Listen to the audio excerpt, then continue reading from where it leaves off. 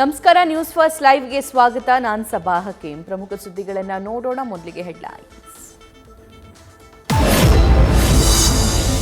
ದೇಶದಲ್ಲಿ ಮತ್ತೆ corona case ಏರಿಕೆ. ಕೇಂದ್ರ ಸರ್ಕಾರದಿಂದ ಎಲ್ಲ ರಾಜ್ಯಗಳ ಆರೋಗ್ಯ ಸಚಿವರ ಸಭೆ. JN.1 ಸೋಂಕು ಕುರಿತಂತೆ ನಡೆಯಲಿದೆ ಮಹತ್ವದ ಚರ್ಚೆ.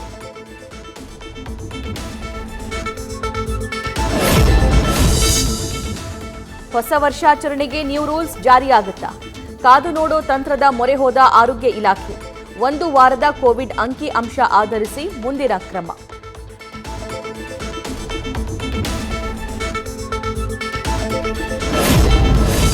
ರಾಜ್ಯದೆಲ್ಲೆಡೆ ಕೋವಿಡ್ ಕಟ್ಟೆಚ್ಚರ. ರಾಯಚೂರಿನ ರಿಮ್ಸ್ನಲ್ಲಿ ನಿರ್ಲಕ್ಷ್ಯ. ಯಾವುದೇ ಟೆಸ್ಟ್ ಮಾಡಿಸೋಕೆ ಗಂಟೆಗಟ್ಟಲೆ ಕ್ಯೂ ನಿಲ್ಲಲೇಬೇಕು. ಗಡಿಭಾಗಕ್ಕೆ ಹೊಂದಿಕೊಂಡಿರೋದ್ರಿಂದ ಕೊರೋನಾ ಆತಂಕ ಸೃಷ್ಟಿ.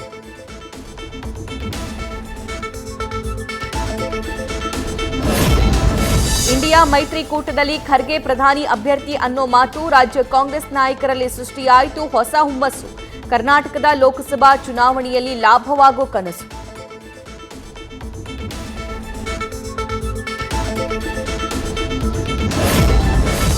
ಕತ್ತಲಿನಿಂದ ಬೆಳಕಿನಡೆಗೆ ಶಾಸಕ ದರ್ಶನ್ ಪುಟ್ಟಣ್ಣಯ್ಯ ಕಚೇರಿ.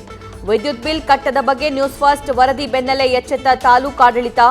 ಚೆಸ್ಕಾಂಗೆ ಮನವಿ ಮಾಡಿರೋದ್ರಿಂದ ಬಂದೇ ಬಿಟ್ಟು ಕರೆಂಟ್.